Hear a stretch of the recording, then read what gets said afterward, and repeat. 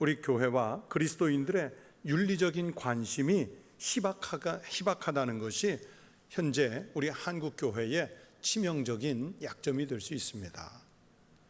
다시 말하면 교회가 사회와 이웃을 향해서 바르게 행하지 않으면서 그러면 세상은 그럼 교회를 향해 그리스도인들을 향해 남다른 것을 기대하지 않습니다. 최근에 기독교 관련 여론조사들을 보면 이 성향이 더욱 선명합니다.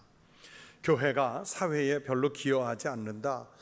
윤리적으로나 세상이나 교회와 세상이 비교해보면 별로 차이가 없다. 그리스도인들의 삶을 들여다보면 별로 거룩해 보이지 않는다. 이런 답변들이 지금 압도적으로 나오고 있습니다. 그런 현상에 대해서 또 반대로 좀 생각해 보면, 그러면 교회와 그리스도인들이 그래도 사회에 빛이 되고 세상의 소금으로 살면 여전히 세상 사람들은 교회에 관심을 갖고 돌아올 가능성이 있다는 얘기입니다.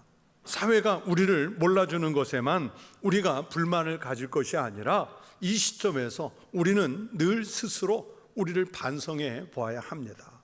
그리스도인으로서, 하나님의 교회로서 우리는 정말 빛이 되고 있는가? 우리는 정말 소금이 되는 삶을 살고 있는가 하는 것을 반성해야 합니다. 그리고 교인들은 그리스도인 각 개인으로서 우리가 실제로 살아가는 생활 속에서 윤리적인 모범을 자꾸 회복하려고 노력을 기울여야 합니다. 앞에서 제가 한국교회의 약점으로 윤리적인 관심이 희박하다고 말씀드렸죠. 한국교회는 전통적으로 은혜, 복음, 축복 참 많이 강조했지만 그리스도인으로서는 어떻게 살아야 하는지, 사회에서는 어떤 책임을 감당하는지에 대해서는 잘 가르치지를 못했습니다. 하나님의 한량없는 은혜를 입은 우리가 하나님을 위해 어떻게 살아야 하며 그것이 이웃들 앞에서 어떻게 드러나야 하는지에 대해서는 관심을 잃어버렸다는 얘기입니다. 이것은 하나님을 향한 진실한 신앙을 여전히 우리가 이해하지 못하고 있기 때문입니다. 성경을 읽으면서 이런 것을 발견했습니다. 여러분, 하나님의 말씀은 자세히 보시면 크게 두 부분으로 나누어져 있는 것을 볼 수 있습니다. 하나는 은혜에 대한 것, 믿음에 대한 것이고, 다른 하나는 하나님께서 우리에게 어떻게 살라고 명령하시는 행동에 대한 규범이 있다는 사실입니다. 지난번 십계명을 강의하면서도 같은 구분을 발견했습니다. 하나는 하나님을 어떻게 섬길 것인가 하는 말씀이었고, 또 다른 하나는 하나님의 백성으로서 우리가 어떻게 살아야 하는가를 가르쳐 주시는 말씀이 요약된 것이 바로 십계명이었던 겁니다.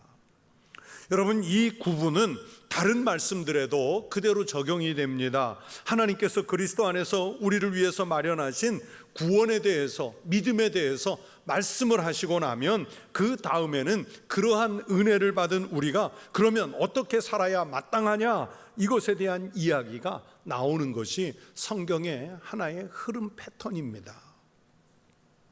그러므로 성경은 하나님의 은혜와 하나님의 구속하심에 대해서 절반의 분량을 할애했다면 나머지 절반은 그리스도인으로서 어떻게 살아야 하는지를 밝히는 윤리적인 또는 행위적인 언급이라고 할 수 있습니다.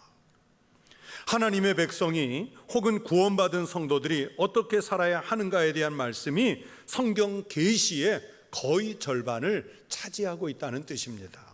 그러니까 구원과 행함, 행함과 구원, 이것은 마치 수레의 두 바퀴 같아서 같이 굴러가야 신앙이 또 교회가 균형을 이루며 나아갈 수 있게 됩니다. 그런데 근자의 우리 한국교회는 이 윤리적인 절반은 덮어두고 복음주의의 교회들일수록 더 은혜와 축복을 받는 것에 대해서만 주로 말씀해 왔습니다. 그러나 하나님의 행동 명령에 대해서 말씀하지 않은 이 복음은 값싼 복음이 돼서 밑으로 전락할 수밖에 없어요. 그리스도인으로서의 윤리가 없으면 여러분, 아무리 좋은 은혜를 받았다 할지라도 그 은혜는 미신적인 은혜가 될 수밖에 없습니다. 보네포 목사님은 그리스도인들이 그리스도인답게 십자가를 지는 삶을 살아내지 못하면 아무리 큰 은혜를 받았어도 그 은혜는 값싼 은혜에 불과하다 그랬습니다. 교회는 교인에게든 또는 교회 밖의 불신자에게든 하나님의 율법과 계명, 즉 윤리를 깊이 가르쳐야 할 책임이 있습니다. 윤리가 바르게 그리고 정확하게 전파될 때 비로소 사람들은 왜 자신이 죄인인지를 깨닫게 되고 그때에 하나님의 은혜가 필요한 시점이 어디인지를 알게 됩니다. 그래서 교회에서 윤리를 말하는 것은 여러분 복음의 장애가 아니라 복음 전도를 위해 그리고 세상에서 빛과 소금이 되는 교회의 역할을 위해서는 필수적으로 알아야 할 요소들입니다. 많은 교인들은 우리 그리스도인의 윤리, 그리스도인의 행위 또는 그리스도인의 삶이라고 하면 아유 그래 내가 교회 다니니까 이제부터는 술 끊자. 내가 교인이 되었으니까 이제부터는 담배 끊자. 내가 교인이 되었으니까 주일날 교회 나가는 행위를 열심히 하자. 이 정도 수준에서 많이들 생각을 해요. 내가 교인이 되었으니까 이제부터는 남에게 피해 입히지 않고 살면 되겠지? 그러면 그리스도인답게 사는 거 아닌가? 이 정도 수준에서 많이들 생각해요. 그러나 이것은 너무 소극적인 태도입니다. 여러분 성경을 통해 하나님께서 우리에게 요청하시는 것은 그 수준 이상인 거예요. 오히려 사회를 향해 적극적으로 나가서 빛이 어둠이 있는 곳엔 빛을 비춰주고 부패한 곳이 있으면 소금이 돼주고 썩은 내가 나는 곳이 있으면 그곳에서 그리스도의 향기를 발산하면서 살도록 하나님은 말씀을 통해서 우리에게 요청하고 있습니다. 정직한 모습, 신의를 지키는 모습, 자비를 베푸는 모습, 그리고 사회 정의를 이루는 모습들이 적극적으로 나타나야 합니다. 구약성경 열왕기하 6장과 7장의 말씀을 보시면 엘리사 선지자가 활동하던 시대인데 이때 이스라엘 인근에 아람이라는 나라의 왕 베나닷이 군사를 이끌고 이스라엘을 침공해서 이스라엘의 수도인 사마리아를 포위함으로써 나라가 멸절할 위기에 빠지게 됐습니다. 아람 군대가 이 사마리아 성을 포위하고서는요 장기전으로 성 안에 있는 모든 식량이 다 떨어져서 이스라엘 백성들이 성문을 열고 스스로 항복하고 나오기를 기다리는 장기전을 펼쳤습니다. 그때 이스라엘 백성들이 성 안에서 겪고 있는 곤경은요 이루 다 말할 수 없는 비참한 상태였습니다. 얼마나 극심한 식량의 위기였는지 사람들이 모여서 함께 오늘은 우리 집 자식 삶아서 나눠 먹자, 내일은 너희 집 자식 삶아서 나눠 먹자, 자기 자식 이웃집 자식 잡아서 삶아 먹어야 되는 그런 그 극심한 위기가 왔습니다. 바로 이럴 때 하나님의 사람 엘리사 선지자가 등장하죠. 엘리사가 이스라엘 백성들에게 말하기를 여호와의 말씀을 들을지어다 내일 이맘때에 넉넉하게 식량을 먹을 수 있을 것이라 그렇게 선포했습니다. 보세요, 자식을 잡아먹어야 하는 판에 내일 갑자기 식량이 많아진다니 믿기 어려운 환상 같은 말이지요. 그러나 엘리사를 통해서 선포되진 이 하나님의 말씀은 어김없이 성취돼서 다음날 정말 식량이 넉넉하게 됐고 이스라엘은 그 멸망 직전에서 겨우 구원을 받게 됩니다. 하루 만에 어떻게 이런 일이 일어날 수 있었을까요? 하나님께서 엘리사를 통해 선포하신 예언을 이루기 위해서 쓰임받은 사람들이 있었거든요. 그 사람들은 누구냐면 바로 성 밖에 쫓겨나가서 성문 어귀에 있던 나병에 걸린 환자 4사람이었습니다. 나병 환자 4사람이었어요. 여러분 하나님께서는 이 위기 속에서 성 안에 있는 소위 잘났다고 하는 사람들을 쓰지 않았습니다. 왕을 쓰신 것도 아니고 성 안에 있던 장군을 쓰신 것도 아니고 학벌이 뛰어난 학자나 부자나 어떤 관리를 들어서 쓰시지 않으시고 성문 밖에서 대접받지 못하고 소외된 채 아니 공동체에서 쫓겨나가 있던 나병 환자 이 4사람을 들어서 하나님은 하나님의 일을 성취하셨어요. 성문 어귀에 앉아있던 나병 환자 4사람은 우리들이 여기 앉아서 굶어 죽기를 기다릴 수는 없지 않은가? 성 안으로 들어가도 성중이 굶주리고 있으니 죽을 것이고 여기 앉아 있어도 죽을 것이니 이왕에 죽을 바에는 차라리 아람 군대 적진으로 한번 가서 부딪혀보자. 그들이 죽이면 죽고 그들이 살려주면 우리는 살 것이다. 이런 마음을 먹고 일어나서 이 네 사람이 아람의 진영을 향해서 가는 거예요. 그런데 하나님은 그 네 사람의 결단을 통해서 이스라엘 민족을 살리시는 그런 역사를 일으키십니다. 그들 네 사람의 힘없는 발걸음을 백만 대군의 말발굽소리로 바꾸어 변하게 하시고 그들의 숨결소리를 백만 군대의 함성처럼 들리게 하셨습니다. 이제 다 이긴 전쟁이라고 방심하고 있던 아람의 군대는 지금 자기들 귀에 들려오는 백만 대군의 함성과 진격소리에 놀라고 두려움에 사로잡혀서 지금 있던 상태의 모든 것을 놓아두고 도망을 칩니다. 나병 환자 네 사람이 아람군 진영에 도착했을 때는 그 아람 군대가 얼마나 급히 도망갔는지 무기가 다 그대로 남아 있었고 그들이 장기전을 위해서 가지고 왔던 식량들이 그 자리에 그대로 남아 있었던 거예요. 그리고 군대는 도망갔어요.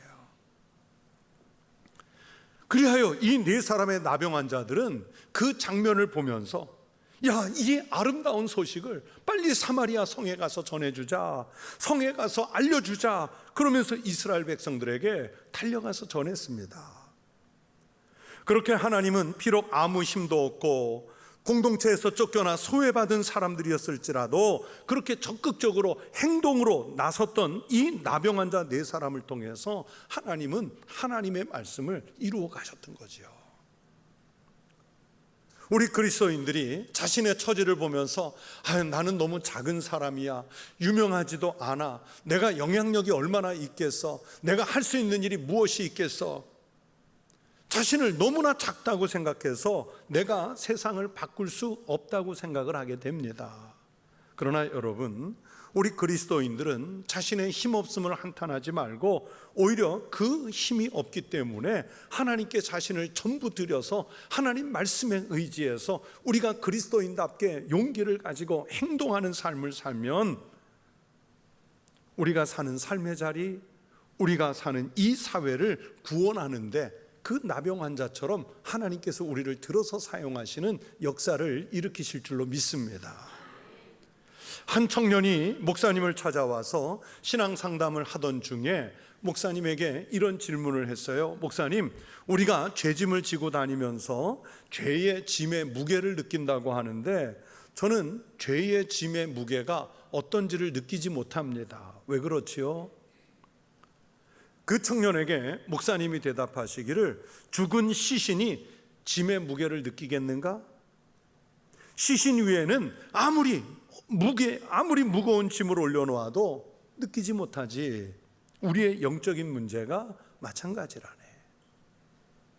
여러분, 목사님 말씀처럼 그렇잖아요. 죽은 시신 위에 1000kg을 올려놓으면 2000kg을 올려놓으면 그게 무게를 느끼겠어요? 죽었다는 얘기죠. 몸이 죽으면 아무런 활용이 없습니다. 영혼 없는 몸은 살아있는 존재가 아닙니다. 그래서 야고보는 오늘 본문 26절에서 영혼 없는 몸은 죽은 몸이라고 정의했습니다. 동시에 행함이 없는 믿음도 죽은 믿음이라고 말씀했습니다. 가만히 앉아만 있는 신앙은 그건 죽은 신앙인 거예요. 그러면서 살아있는 믿음의 대표적인 인물로 아브라함을 예로 든 것이죠. 아브라함이 어떻게 믿음의 조상이 됐습니까? 믿기만 했습니까? 아닙니다. 자기 아들까지 제단에 바칠 정도로 행동하는 믿음이 있었기 때문에 믿음의 조상이 됐습니다. 살아있는 믿음이 되었습니다. 아브라함의 이 믿음이 행함과 함께 일하고 행함으로 믿음이 온전하게 되었다고 오늘 본문 22절은 말씀하고 있지 않습니까? 그러면서 한 사람 더 예로 든 것이 기생 라합입니다. 여러분, 라합이 어떤 여인입니까? 라합은 일단은 이스라엘 사람이 아니에요. 이방인입니다. 직업도요, 항상 우리가 라합이라는 이름 앞에 기생 라합 이렇게 부를 정도로 천박한 직업을 가진 여인입니다. 그러나 하나님이 이스라엘 백성들이 출애굽할 때 행한 일을 소문으로 듣고 그 하나님을 간담이 녹을 정도로 믿었다 그랬습니다. 이 라합은 믿었기 때문에 하나님의 말씀에 따라 이스라엘 백성들이 여리고로 들어올 수 있도록 도와주는 사람이 됐어요. 그 결과가 어떻게 됐습니까?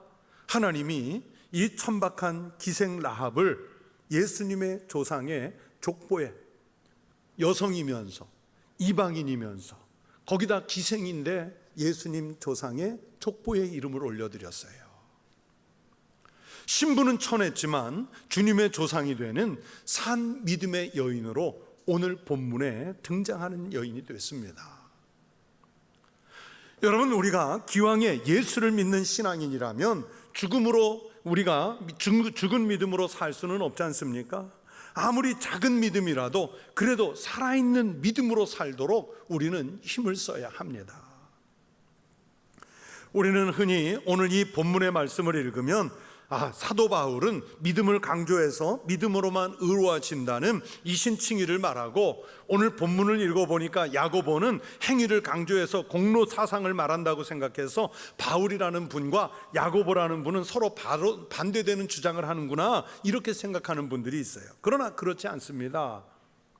사도 바울은 믿음은 없어도 행위로만 구원을 얻으려는 사람들, 특히 유대인 계열의 기독교인들을 교화의 대상으로 삼고 있습니다.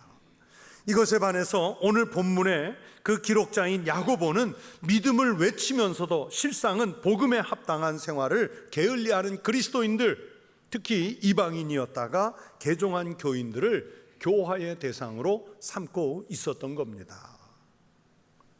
성도 여러분, 우리는 기독교의 복음을 이해할 때 믿음을 빙자해서 행위를 소홀히 해서도 안 되고요, 또 행위를 빙자해서 믿는 믿음을 소홀히 해서도 안 됩니다. 왜냐하면 우리 그리스도인들에게는 예수 그리스도에 대한 믿음과 더불어 그 믿음에 맞는 합당한 삶을 요구받고 있기 때문입니다. 그래서 사도 바울도 믿음을 많이 강조하지만 곳곳에서 믿음에 따르는 행위도 강조하는 것을 읽을 수 있습니다. 로마서 2장 6절에서는 하나님은 모든 사람의 행위에 따라 보응하시는 분이라고 말씀했어요. 하나님께서 각 사람에게 그 행한 대로 보응하시되, 또 로마서 14장 12절에서는 이러므로 우리 각 사람이 자기 일을 하나님께 직고하리라 말씀했습니다. 이게 무슨 뜻이냐면 훗날 우리 각 사람의 행위가 그 자신을 하나님께 고발할 것이라 하는 뜻입니다. 고린도후서 5장 10절에서는 이는 우리가 다 반드시 그리스도의 심판대 앞에 나타나게 되어 각각 선악간에 그 몸으로 행한 것을 따라 받으려 함이라 말씀했습니다. 즉 자기가 살아온 그 몸의 행실에 따라 생명이 있는 동안에, 육신을 갖고 있는 동안에 어떻게 살았느냐, 그 행실에 따라 심판날에 하나님 앞에서 선악간에 판별을 받는 날이 반드시 있을 것이라는 것을 말씀하는 거예요. 사도 바울의 이런 말씀들을 들으면 여러분, 우리의 신앙이라고 하는 것은 말로만 그치는 것이 아니에요. 예수 그리스도의 현존을 통해서 주님의 삶을 내 삶의 자리에서 구체적으로 변화시키는 그 신앙을 우리에게 요구하시는 거예요. 이런 신앙은 자기의 이익과 이해를 포기하고 자기 삶을 하나님이 원하시고 이웃이 원하는 삶으로 전환시켜야 하는 그 용기가 필요합니다. 여러분, 우리 예수님은 십자가를 지지 않으셨어도 돼요. 말씀만으로도 충분히 우리를 구원하실 수 있는 전능하신 하나님 자신이셨습니다. 그러나 주님은 우리를 구원하시기 위해서 말로만 하지 않으시고 하늘 보좌를 버리시고 우리와 같은 사람의 몸을 입고 직접 우리에게 찾아오시는 성육신, 그 모습을 행동하셨고, 우리를 구원하시기 위해서 말만 하신 것이 아니라 그 십자가에 달리시면서 골고다 언덕까지 직접 지고 올라가시는 행동을 우리에게 보여주셨습니다. 그렇다면 우리 그리스도인들도 십자가를 지신 그 주님을 닮아서 행동하는 그리스도인으로 변화가 되어야 합니다. 그리스도인의 행동은 시민운동가처럼 하는 것도 아니고 운동권 학생들처럼 격렬하게 하는 것도 아닙니다. 비록 힘없고 알려지지도 않아도, 그리고 아무도 알아주지 않아도 정말 그리스도인다운 삶을 예배당 밖에 가서 살아내는 겁니다. 오늘 말씀은 바로 그것을 강조하고 있는 것입니다. 야고보서에서 특히 강조되고 있는 것은 신앙과 행위, 이 두 가운데 하나를 선택하는 것이 아니라 믿음과 행위, 행위와 믿음은 양자가 공존할 때 힘이 있고 능력이 있다는 것을 오늘 본문이 말씀해 주시고 있습니다. 미국의 기독교 윤리학자 중에 리차드 니버라는 교수님이 있습니다. 이분은 그리스도와 문화라는 책에서 우리 현대 기독교인들을 이렇게 비판했습니다. 현세의 생활은 멸시하고 영생불멸을 확신하는데 열중한다. 이게 무슨 뜻의 얘기냐면, 교회 다니는 사람들이 종교 생활에는 열중하면서 정작 자기가 돌아보아야 할 삶의 자리는 잘 돌아보지를 못한다는 뜻입니다. 그러면서 이분이 말하기를 하나님을 사랑한다는 것은 패션, 열정이요, 세상에서 그리스도인이 세상을 사랑하면서 사는 것은 컴패션, 동정이라 그렇게 말했습니다. 결국 하나님을 사랑한다면 우리가 사는 이 세상도 같이 사랑해야 되는데, 이것은 말로서만이 아니라 하나님을 사랑하는 열정, 패션의 마음을 가지고 세상을 사랑하는 컴패션, 그 동정의 마음이 우리에게서 나타나야 한다는 거예요. 성도 여러분, 우리가 하나님을 바로 믿는다는 것이 무엇이겠습니까? 여기 니버 목사님의 말씀대로 하나님을 바로 믿는 것은 단지 형식적 예배만 드리는 것이 아니라 실제로 하나님의 뜻에 순종하는 삶을 살아내는 것을 의미합니다. 구체적으로 어떤 행실을 바로 해야 하는가? 사회 정의에 합당한 삶을 살고 우리의 삶에 알게 모르게 배어있는 불의를 제거해 가야 합니다. 약자들이 있으면 그 권리를 옹호해 줘야 하고, 잘못된 권력으로부터 희생당할 사람이 있을 것 같으면 보호해 줘야 합니다. 예레미야 선지자는 우리 그리스도인의 삶의 실천을 이렇게 선포합니다. 이웃들 사이에 정의를 행하며 이방인과 고아와 과부를 압제하지 아니하며 무죄한 자의 피를 이곳에서 흘리지 아니하며 내가 너희를 이곳에 살게 하리니. 하나님의 백성답게 살려면 하나님이 살리신다는 말씀입니다. 비슷한 시대에 이사야 선지자도 회개를 통해서 구체적이고 실천적이고 실제적인 신앙생활을 하라고 말씀했습니다. 너희는 스스로 씻으며 스스로 깨끗하게 하여 내 목전에서 너희 악한 행실을 버리며 행악을 그치고 선행을 배우며 정의를 구하며 학대받는 자를 도와주며 고아를 위하여 신원하며 과부를 위하여 변호하라. 무슨 뜻이겠습니까? 결국 하나님의 백성이라면 하나님의 백성답게 살아야 구원을 받을 수 있다는 말씀입니다. 하나님의 백성답게 살지 못하면서 우리가 구원을 기대할 수는 없다는 말씀인데, 바로 오늘 본문이 들어있는 야고보서 2장의 말씀이기도 합니다. 이런 믿음을 오늘 본문에서는 이렇게 말씀하지요. 24절에서 이로 보건대 사람이 행함으로 의롭다 하심을 받고 믿음으로만은 아니니라. 그리스도인이 올바른 믿음의 삶을 살기 위해서는 가장 기본적으로는 우리가 스스로 적극적으로 불의를 행하는 일이 없어야 합니다. 그리고 더 나아가서 우리의 믿음을 표현하기 위해서 적극적으로 그리스도인다운 삶을 행동하면서 살아야 합니다. 오늘 본문 속에 아브라함이 그랬고 기생 라합이 그랬고 우리에게 신앙을 전수해준 무수한 믿음의 선진들이 그렇게 사셨습니다. 그리고 우리의 구원자 되시는 우리 주님 예수 그리스도께서도 우리를 구원하시기 위해 누구보다도 적극적으로 우리에게 직접 찾아와 주셨고, 그리고 십자가를 지시고 고난을 당하신 것처럼 우리도 그렇게 이웃과 사회, 내가 사는 삶의 자리에서 그리스도인다운 신앙의 삶을 표현하면서 살아야 합니다. 우리가 처해 있는 형편에 따라 행동이 다를 수 있습니다. 행위가 다를 수 있습니다. 방법이 다를 수 있습니다. 그러나 다 하나님 말씀 안에서 어떻게 행동하면서 사는 것이 하나님께 영광이 되고 나는 세상에서 그리스도인다운 모습을 표출할 것인가를 우리는 각자의 삶의 자리에서 고민을 해봐야 합니다.